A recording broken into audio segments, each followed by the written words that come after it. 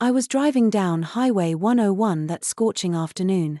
My truck's engine rumbling beneath me as the heat seemed to ripple off the asphalt in waves. I'd been on the road for hours, my mind wandering from the monotony of the long drive, when I spotted her. An elderly woman, hunched and frail, was walking along the shoulder of the road. Her face was weathered, her clothes tattered, and she seemed to be struggling against the relentless sun. But there was no sign of a car nearby. She was alone. At first, I hesitated. It wasn't that I didn't want to help, I'd always believed in lending a hand when I could, but there was something about the situation that made me uneasy. The road was isolated, the heat unbearable, and, if I'm being honest, I wasn't used to picking up hitchhikers, especially not someone like her. My truck was large, and she was so small in comparison. What could I possibly do for her? But something about her determined step, the way she walked despite her obvious struggle, made me stop. I pulled over and rolled down the window. "Need a ride?" I asked, trying to sound as casual as possible. She turned toward me, her eyes tired but bright with a kind of resilience that I hadn't seen in many people my age, let alone someone as old as her. "Oh, thank you, son. It's a long walk. I've been searching for hours."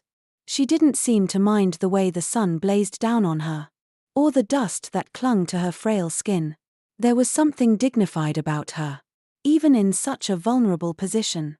She climbed into the passenger seat with a soft grunt, settling her weathered bag beside her. I tried to start a conversation to break the silence. "Where are you headed?" She paused, her gaze drifting out the window. "I'm looking for my son. His name is Jack. I haven't seen him in years." Her voice was steady, but there was an undeniable tremor in it, something that made the air in the truck feel heavier, more intimate. I didn't know what to say. The woman's story was one of loss and longing, and it struck a chord with me. I felt a pang of empathy. Who couldn't? The world can be a lonely place, and this woman had been searching for someone, anyone, to fill the void of her heart. But as much as I wanted to offer her some comforting words, I knew there was nothing I could say to ease the pain of a mother's sorrow. As we drove, the quiet between us deepened. My eyes kept glancing at her from the rearview mirror. She sat still, her hands folded in her lap, lost in thoughts that seemed to weigh heavy on her. I wondered how long she'd been out there, searching. It wasn't long before we reached a rest stop, a small clearing off the highway with a gas station and a few scattered benches. I pulled over, thinking she might want a break. But as soon as we stopped, a group of young men approached. They were dressed in leather jackets, tattoos snaking up their arms and necks, their expressions hardened by years of experience on the streets. The kind of people you'd think twice about crossing. I hadn't seen them before, but I could tell they were trouble. I didn't know why they were heading our way, but I had a bad feeling. "What's going on here?" one of them asked, eyeing the woman with suspicion. He stepped closer, and I could feel his presence in the air, heavy and uncomfortable. Before I could respond, the woman spoke up, her voice faltering. "I'm just looking for my son, Jack. I've been walking for hours." But the young men weren't buying it. One of them stepped forward, eyeing me suspiciously, his gaze narrowing. "What's your deal with this old woman?" he asked. "You know, some of these old folks are part of scams. Get people to help them out and then steal from them when they're not looking. You sure about this?" I felt a tight knot in my chest. The situation was spiraling quickly. "I'm just giving her a ride," I said, trying to stay calm, but something about the tone of their voices made me nervous. These guys weren't the type to listen to reason. The woman looked flustered now, her hand shaking slightly as she clutched the strap of her bag. "I'm not trying to steal anything from anyone," she said, almost pleading. "I just want to find my son." I stood up a little straighter, trying to shield her from the growing tension. "Hey, let's just cool it. I'm sure this is all a misunderstanding." But they weren't listening. The leader of the group stepped closer, his face hard as stone. "I'm telling you, old lady, you need to get your story straight." Before I could even react, the young man grabbed the woman's arm, pulling her roughly away from me. The scene was escalating fast, and I knew I needed to act. My heart raced as I instinctively stepped between them. "Get your hands off her," I shouted. One of the other young men made a move toward me, and I didn't hesitate. I shoved him back. But it only made the situation worse. The leader pulled out a knife, and for a brief moment, I thought this might be it. I could feel the cold steel in the air, the weight of the violence about to unfold. But just as quickly as the tension had spiked, it dissipated. From the corner of my eye, I saw one of the young men step forward. "Wait," he said. "I think I know her." The group stopped, and the man stepped closer to the elderly woman. He studied her face, recognition dawning in his eyes. "This is Mrs. Miller, isn't it? You're looking for your son, Jack, aren't you?" Mrs. Miller looked up at him, her eyes widening. "Jack? You know him?" The young man nodded, his face softening. "Yeah. Jack was a good guy. He used to work with my brother. He told me about you, about everything." And just like that, the air around us seemed to shift. The tension faded, replaced by an understanding that none of us had expected. The story was beginning to make sense now. Mrs. Miller wasn't just some old woman with a fabricated story, she was a mother, searching for the son she had lost. As the group of young men lowered their guard, I realized something. We had all been wrong about each other. In our haste to judge, we had misunderstood the situation. And just like that, the road we were traveling on had become more than just a highway, it had become a path toward understanding and empathy. Mrs. Miller had no idea where her son was. But for the first time in years, she wasn't alone in her journey. We were all in this together. After the brief confrontation with the group of young men, Mrs. Miller's demeanor changed. There was a flicker of relief in her eyes. A weight lifted, and yet a profound sadness remained. Her eyes, though tired, shone with a quiet hope. She had been looking for her son, Jack, for so many years, wandering aimlessly through the world in search of a trace. "Thank you, all of you," she whispered, her voice trembling. "It's been so long since I've heard anyone speak of him. He's all I have left." She clutched her bag tighter to her chest, as though Jack's memory resided there, hidden among the worn papers and old photographs she carried. As we all stood in that small parking lot, I could feel the weight of her pain. It was a loneliness that ran deep, one that only a mother could know, the kind of loneliness that doesn't go away, no matter how many years pass. One of the young men, the one who had recognized her as Mrs. Miller, stepped forward, his face softening. "I think I might be able to help. My brother used to work with Jack. We can take you to his grave." Mrs. Miller's face brightened at the mention of Jack's name, but there was a quiet hesitation too. I haven't been able to bring myself to visit. I don't know if I'm ready." I understood. Loss is something that never really leaves you, and sometimes, facing it head-on feels like an insurmountable challenge. Still, she needed closure, needed to see the final resting place of the son she had lost. She needed to feel like she had done everything she could. "Let's go with them," I suggested gently, looking at her with understanding. "It might help you to see where he's at, to honor him." Mrs. Miller hesitated, her eyes distant. But then she nodded, her lips pressed tight in determination. I didn't know what she was feeling, but I could see it in the way she moved, a woman walking the tightrope between grief and hope, trying to find a way to continue. We got into the truck and drove in silence. The journey felt long. Though we weren't far from the town where Jack had lived, I could feel the tension building in the air, thick with emotions unspoken. Mrs. Miller looked out the window, her fingers tracing the edges of the bag she held close to her. She wasn't ready, but the time had come. When we finally reached the cemetery, the atmosphere was heavy. The headstones were old. Some cracked and weathered by time. Others standing proud. It was the kind of place that felt too quiet. As if it held all the answers but refused to give them up. The young man led us to a modest grave. Simple. With a small cross and a plaque. Jack Miller, it read. Beloved son. Brother. And friend. Mrs. Miller stood still for a moment. Staring at the name etched into the stone. I could see the tears welling up in her eyes. But she didn't cry.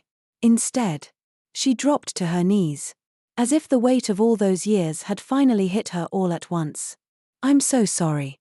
Jack, she whispered. I should have been there for you. Her voice broke. But no tears came. She had cried them all long ago. I stood back. Respecting her moment of solitude. The young man, who had been quietly observing, placed a hand on her shoulder. He wouldn't want you to blame yourself. You did your best. He always spoke about you. About how much he loved you. I didn't know what Jack had been through. Or why he'd gone missing. But I could see that the love between them was undeniable. The pain, too, was palpable. It had been years. Yet her grief was still so raw, so real. After a long while, Mrs. Miller stood up, wiping her eyes. Thank you for bringing me here, she said. Her voice quiet but steady now. I can let go of the search. I think it's time to find peace. I admired her courage. Grief can paralyze you, make you question everything.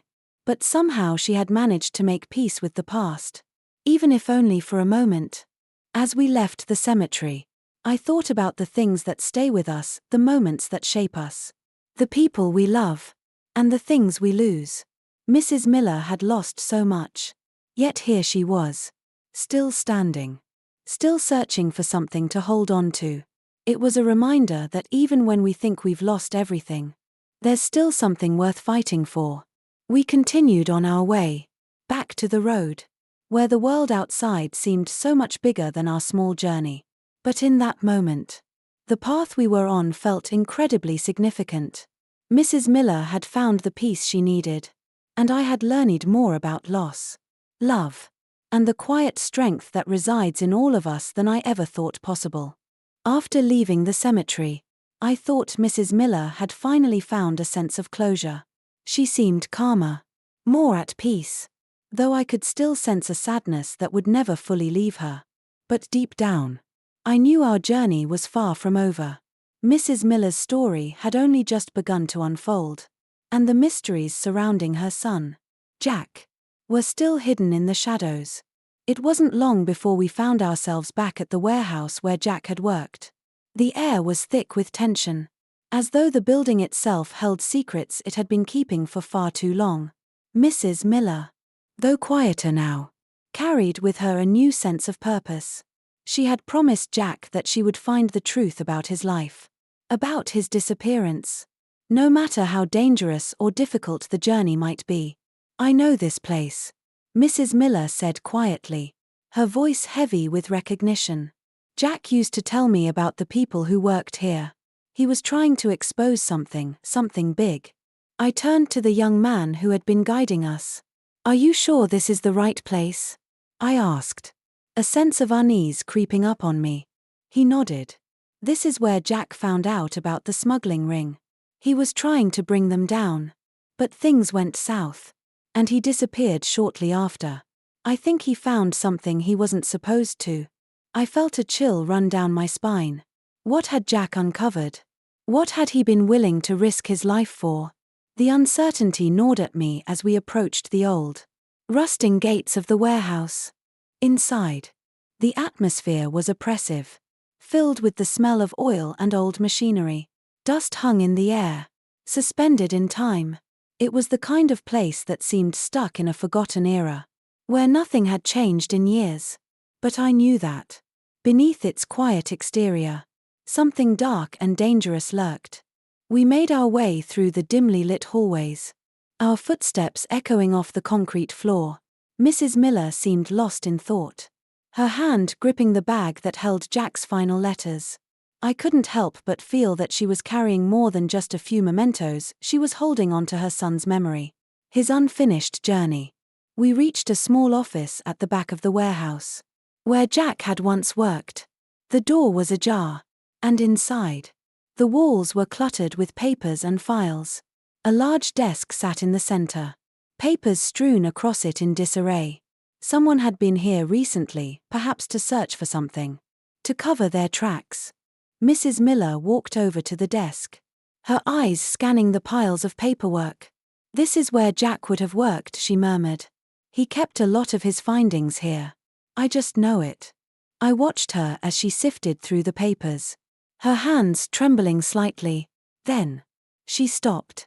Her eyes locked on something. "Here," she whispered, holding up a small, worn notebook. "This is it." She opened it carefully, her fingers tracing the pages. It was Jack's journal, filled with his thoughts, his observations.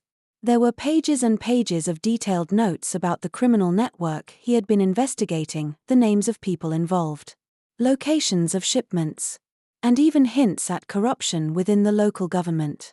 It was all there, buried in the pages, in Jack's desperate attempt to expose the truth. But then, I heard something, footsteps approaching quickly.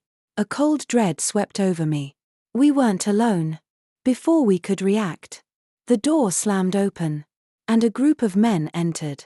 They were large, rough-looking, and their eyes glinted with menace. I recognized them immediately, the same type of men who had been running the smuggling operation Jack had uncovered. These were the people he had been trying to expose, the ones who had silenced him. One of the men stepped forward, a cold smile spreading across his face. "You shouldn't have come here," he said in a low, menacing voice. "This is where things get dangerous." The young man who had been with us stiffened, his hand moving toward his jacket. But I could see that we were outnumbered and outmatched. The situation was escalating quickly, and I feared for our lives. "Don't," I whispered to him, grabbing his arm. "We need to stay calm. We can't make any rash moves." Mrs. Miller stood at the desk, clutching Jack's journal to her chest.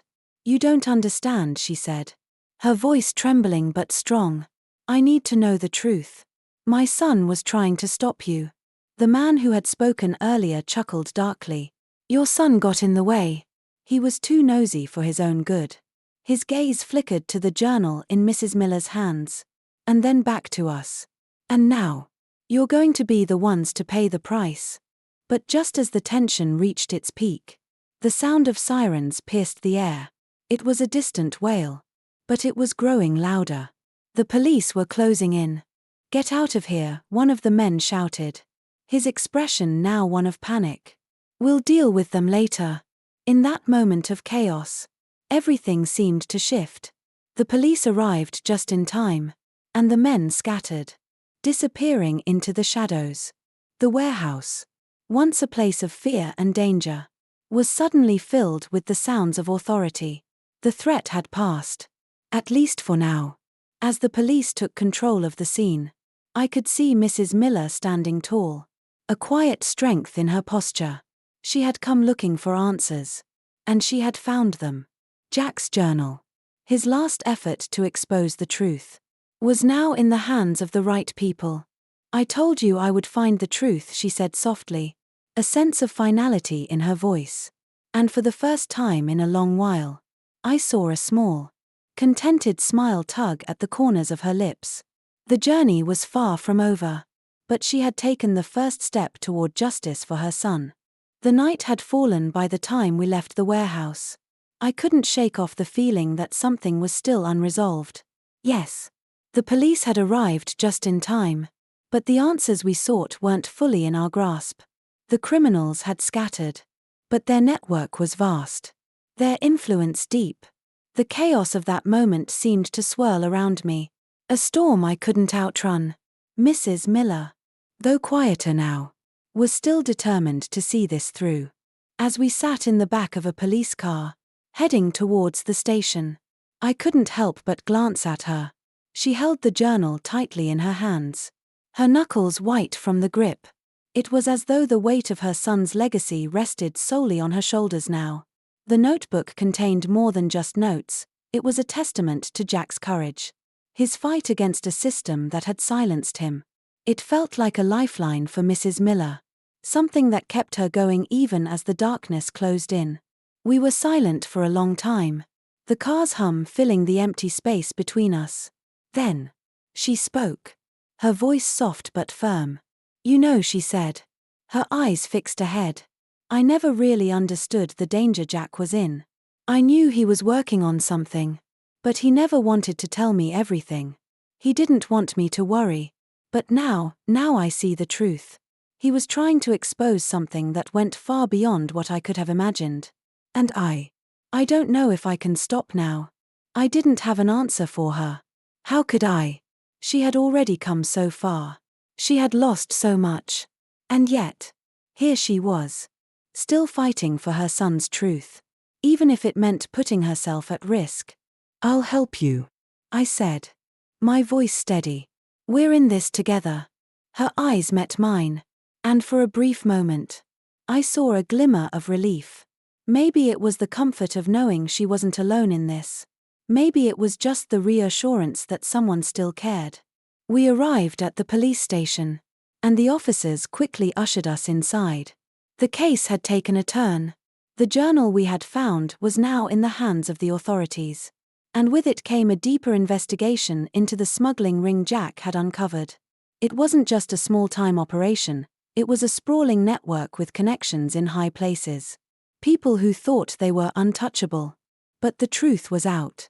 And there was no going back. As the investigation continued, things started to move faster. The police were working around the clock, piecing together the evidence.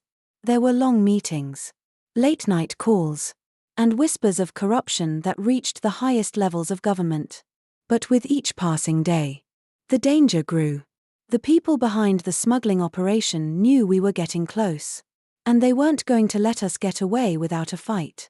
It was on one of those late nights, after hours of sifting through evidence and chasing down leads, that we found ourselves under attack. The group of men who had ambushed us at the warehouse were no longer just a threat, they had become a shadow over everything we were trying to do. They knew we had uncovered too much. And they were coming for us. I remember the exact moment when it all started. We were in a safe house, going over some new intel when the front door crashed open. There was no warning. No chance to escape. A group of masked men stormed in, guns drawn, demanding the journal. They had come to finish what they had started. The panic in the room was palpable. But Mrs. Miller remained calm. She stood up slowly, her voice trembling slightly but carrying an undeniable strength. "You'll never get what you want," she said. "My son's work will never be erased." One of the men laughed, the sound low and mocking. "You really think you can stop this? Do you have any idea what you're up against?" But before he could say another word, the sound of sirens blared in the distance, growing louder with each passing second. The police had arrived just in time. The men hesitated, glancing nervously towards the window. They weren't ready to take on the full force of the law. In the chaos that followed, the police moved quickly, forcing the intruders to flee before they could do any more damage. We were shaken. But we were alive. And once again, the authorities had saved us, preventing another tragedy from unfolding. Mrs. Miller clutched the journal tighter to her chest. But I could see the exhaustion in her eyes. She had come so far. But the road ahead was still long, filled with unknowns and danger at every turn. The police arrested several members of the criminal network in the aftermath. But the leaders, the ones who had masterminded everything, were still out there. The investigation was far from over. Yet, despite everything, there was a sense of accomplishment in the air. Mrs. Miller had done it. She had found the truth about her son's work. And with it, she had honored his legacy. "We're not done yet," she said softly as we stood outside the safe house, watching the police secure the area. "There's still more to uncover. And I'm not stopping now. Jack wouldn't have wanted me to." Her words struck me deeply. Mrs. Miller had lost so much: her son, her peace of mind, her sense of safety. But she wasn't backing down. She had found her strength. A strength that would see her through the hardest challenges. And as the night sky stretched above us, I realized that the journey we had started together was not just about uncovering Jack's truth.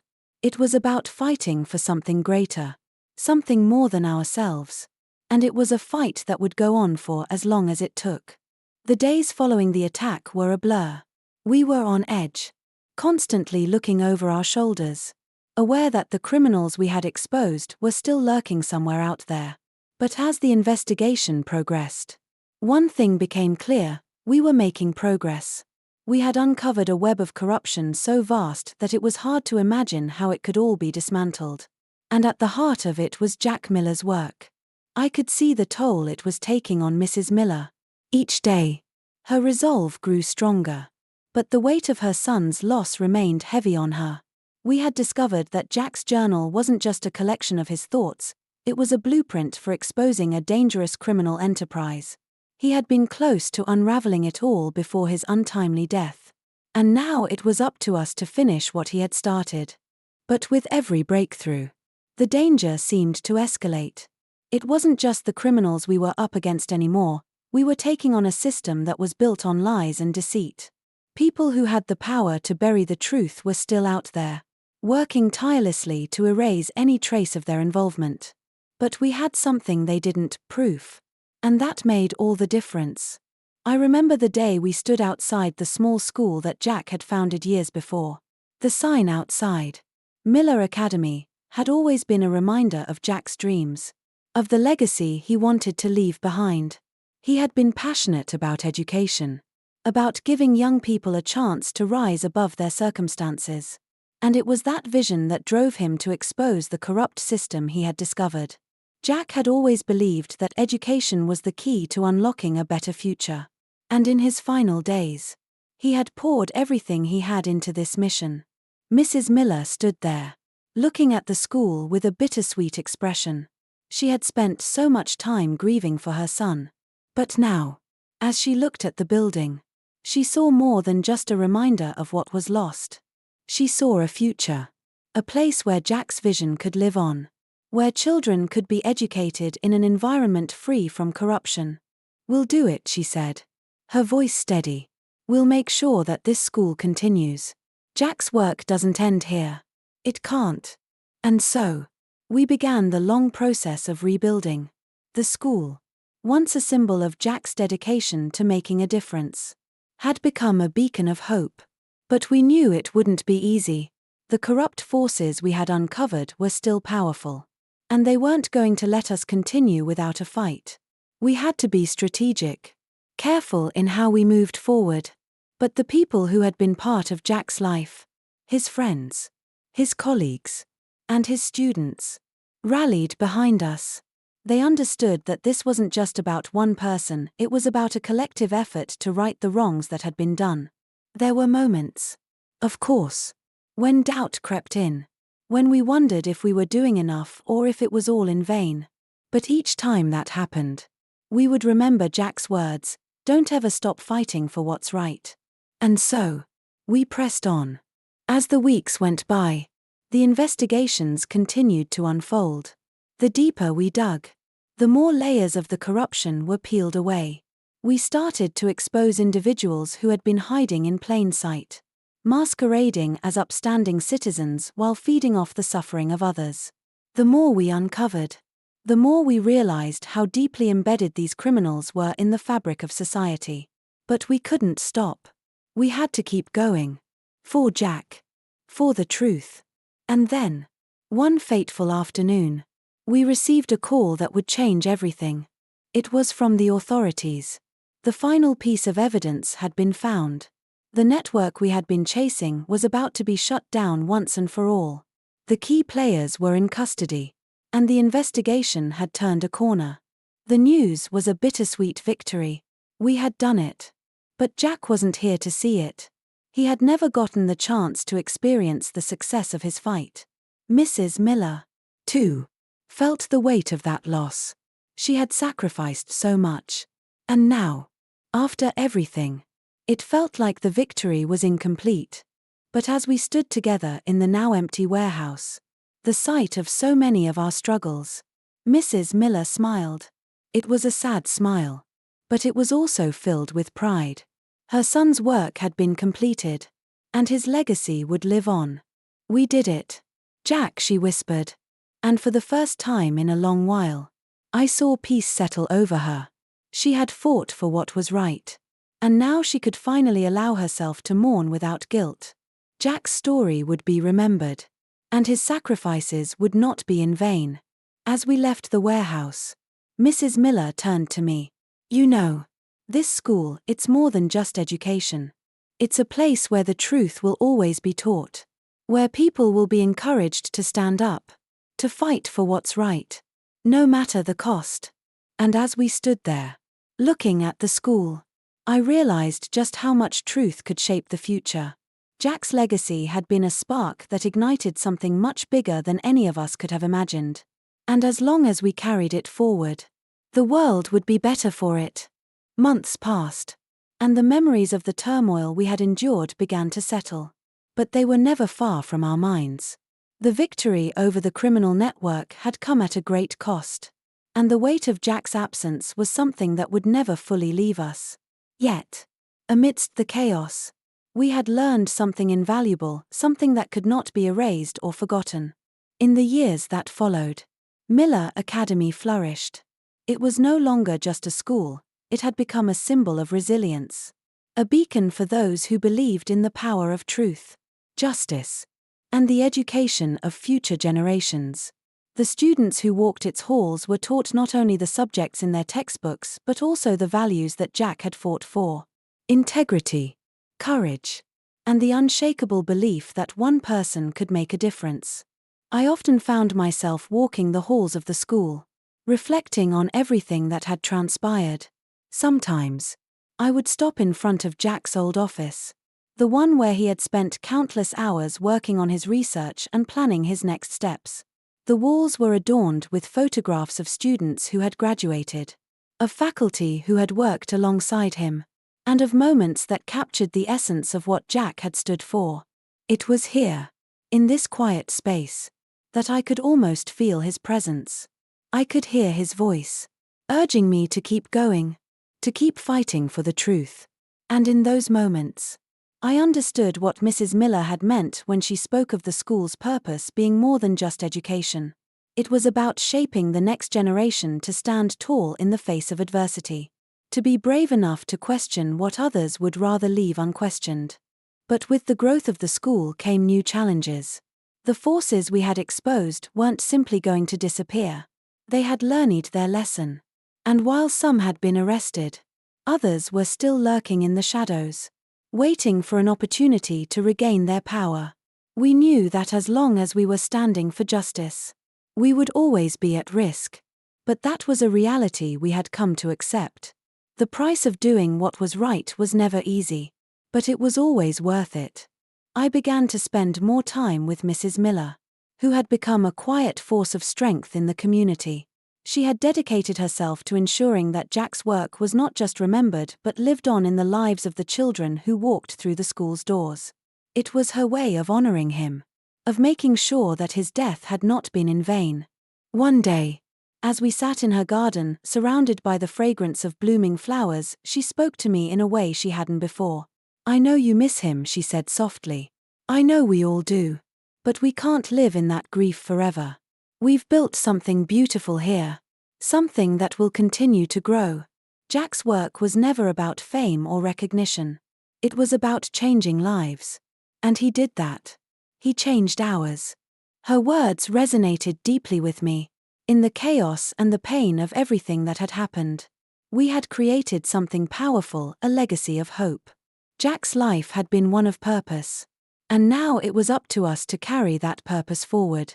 That evening, Mrs. Miller handed me a box she had been holding onto for years. Inside was a collection of letters and photographs that Jack had kept, including one particular letter that he had written to her before he died. As I read the letter, my throat tightened. In it, Jack had expressed his gratitude for the love and support she had given him throughout his life. He had written about his belief in the potential of the school and the students it served, knowing that it would one day become a place of change, just as it had. "I never wanted to be a hero," Jack had written. "I only wanted to be someone who could make a difference. And I believe I've done that. Now it's up to you to carry on what I started." In that moment, I understood something that had eluded me for so long. The work we had done was not just about exposing corruption or bringing criminals to justice. It was about creating a ripple effect that would continue for generations to come. The truth had the power to inspire, to lift people up, and to create a legacy far beyond what we could ever fully comprehend. As I placed the letter back in the box, I made a silent promise to Jack. I promised that I would continue the work we had started, that I would make sure Miller Academy would always stand as a testament to his vision. And in doing so, I would ensure that his spirit lived on, not just in the school, but in the lives of all those who walked its halls.